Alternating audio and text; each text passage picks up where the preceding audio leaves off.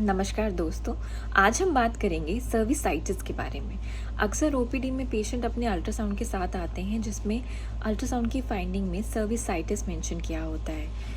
उनको बताने के तरीके पे ये निर्भर करता है कि मरीज़ के अंदर कितनी एंग्जाइटी हो जाती है। कई बार लोग इसे बच्चादानी की सूजन बताते हैं, कई बार इसे बच्चादानी के निचले हिस्से की गांठ बताते हैं, या तरह तरह की टर्मिनोलॉजीज़ के द्वारा पेशेंट को ये बताया जाता है कि सर्विसाइटिस का मतलब क्या है। इससे उनकी एंग्जाइटी बढ़ जाती है और कई बार सर्विसाइटिस के चलते ओपीडी में आकर सीधे ये कहते हैं कि डॉक्टर साहब हमारी बच्चादानी निकाल दीजिए, क्योंकि उसमें कहीं ना कहीं की गांठ और बहुत ज़्यादा सूजन है। आइए समझते हैं सर्विसाइटिस का मतलब क्या है। मेडिकल टर्म में कहीं भी अगर आइटिस वर्ड का इस्तेमाल किया जाता है तो वो किसी तरह के इन्फ्लेमेशन यानी इन्फेक्शन और सूजन को दर्शाता है। सिमिलरली अगर सर्विक्स के आगे आइटिस यानी सर्विसाइटिस वर्ड यूज हो रहा है तो वो वहाँ के इन्फेक्शन यानी सर्विक्स के इन्फेक्शन को बताता है। अब सर्विक्स क्या है? बच्चादानी का मुहाना, जो निचला हिस्सा बच्चादानी में खुलता है, वो सर्विक्स कहलाता है। इसे हम आम भाषा में पेशेंट्स को समझाने के लिए बच्चादानी का मुहाना कहते हैं। ये बहुत ही इम्पॉर्टेंट पार्ट है। यहाँ का इन्फेक्शन, यहाँ के प्री कैंसरस लीजन या कैंसरस लीजन काफ़ी सारी दिक्कतों को पैदा कर सकते हैं। लेकिन आम तौर पे अगर आपका सर्विसाइटिस आता है तो वो एक जनरल इन्फेक्शन को दर्शाता है। ऐसे में इन्फेक्शन होने के कई सारे कारण हो सकते हैं, जैसे कि कई तरह के आपको बैक्टीरियल इन्फेक्शंस हो सकते हैं, फंगल इन्फेक्शंस हो सकते हैं और वायरल इन्फेक्शंस हो सकते हैं।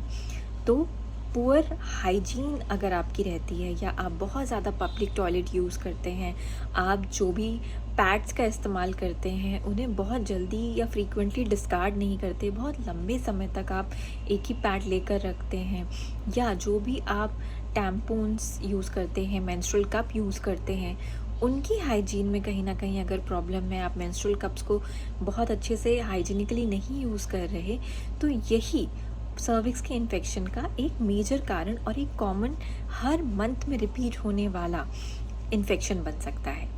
बाकी कुछ इन्फेक्शंस जो आपकी इम्यूनिटी, जनरल इम्यूनिटी जब आपकी डिक्रीज़ रहती है तो अक्सर लोगों को फंगल इन्फेक्शंस होते हैं और बैक्टीरियल सबसे ज़्यादा कॉमन पाए जाते हैं। अब समझ लेते हैं कि सर्विक्स और वजाइना की जो हेल्थ है वो हमारे लिए कितनी इम्पॉर्टेंट है। आम तौर पर भी सर्विक्स पर कुछ हेल्दी बैक्टीरियाज हमारे लिए रहते हैं। ये आपका वहाँ का जो भी एरिया है उसे प्रोटेक्शन प्रोवाइड करते हैं। जो तरह तरह के आप वजाइनल पीएच को डिस्टर्ब करने के लिए जो vaginal washes, medicated washes use करते हैं वजाइना के अंदर, वो वहाँ का पीएच डिस्टर्ब कर देते हैं। आप अच्छे बैक्टीरिया के ग्रो करने का माध्यम ही डिस्टॉर्ट कर देते हैं, जिसके कारण अच्छे बैक्टीरिया ना होकर ख़राब बैक्टीरिया जल्दी इन्फेक्ट करते हैं और वो वहाँ इन्फेक्शन कॉज करते हैं। अब ऐसे में आपको ध्यान देना है कि आप किसी भी प्रकार के मेडिकेटेड वजाइनल वॉशेस जो आप ओवर द काउंटर लेते हैं उसे बिना अपने गायनेकोलॉजिस्ट की सलाह के ना इस्तेमाल करें। यदि आप कोई भी पीरियड के दौरान यूज़ करने वाला मेथड, यानी अगर पैड से आप मेंस्ट्रुअल कप्स में आ रहे हैं या टैम्पून्स यूज़ करना चाह रहे हैं, तो उसकी प्रॉपर जानकारी, प्रॉपर हाइजीनिक मेजर्स अपने गायनेकोलॉजिस्ट से ज़रूर कंसल्ट कर ही स्टार्ट करें। अब बात करते हैं कि अगर बैक्टीरियल इन्फेक्शन आ रहे हैं, फंगल इन्फेक्शन आ रहे हैं, तो ना केवल आपके गायनेकोलॉजिस्ट आपको ये सलाह देंगे कि आप जनरल ब्लड टेस्ट कराएं ताकि देखा जाए कहीं आपको इम्यूनिटी आपकी डिप्रेस आपकी डायबिटीज़ की वजह से तो नहीं है। तो आपकी डायबिटीज़ को कंट्रोल करना भी उतना ज़रूरी है जितना आपके इन्फेक्शंस को कंट्रोल करना, क्योंकि अगर डायबिटीज़ के कारण आपको फंगल इन्फेक्शंस जो कि बहुत कॉमन पाए जाते हैं बार बार हो रहे हैं, तो अगर आपका शुगर कंट्रोल नहीं होगा तो ये इन्फेक्शन कहीं ना कहीं रिकरेंट इन्फेक्शंस का रूप ले लेंगे।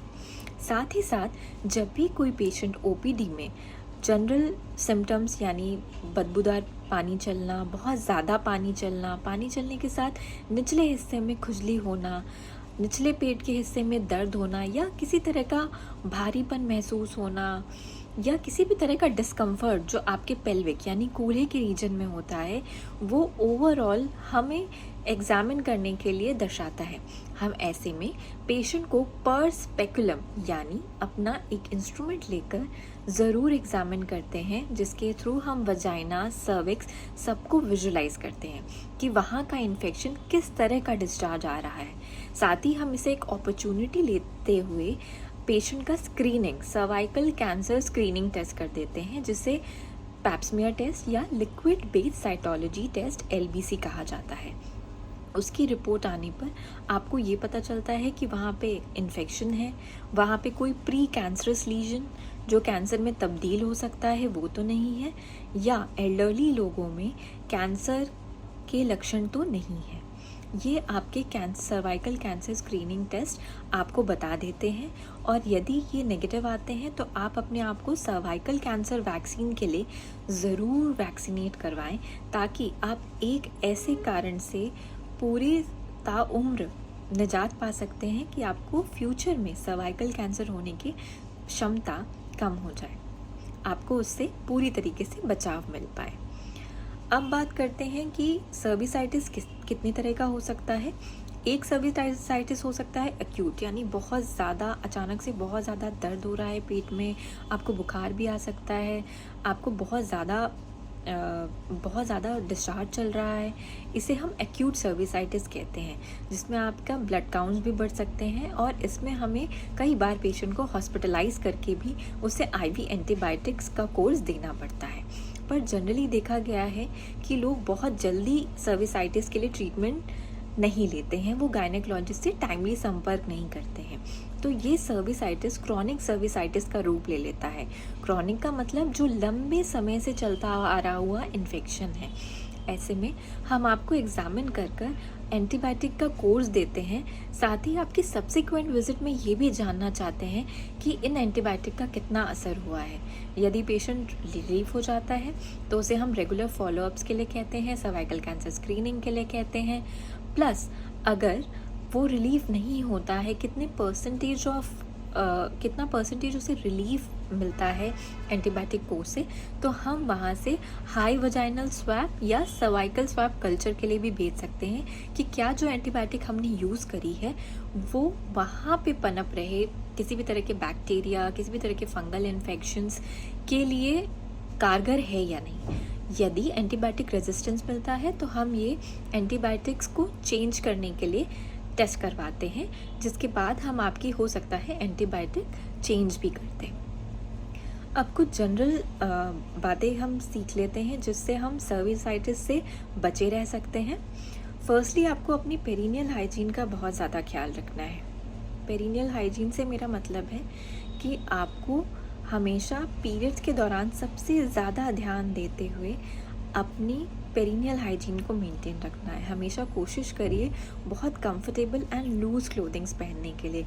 बहुत लंबे समय तक टाइट क्लोथिंग्स पहन कर रखेंगे तो पेरिनियल एरिया का एरेशन नहीं हो पाता, जिसके कारण आपका जो पसीना है, जो आपका स्वेट है वो रुकता है, और वो कहीं ना कहीं एक तरह की नमी को क्रिएट करता है, जिससे आपको इन्फेक्शंस होने के चांसेस बढ़ जाते हैं।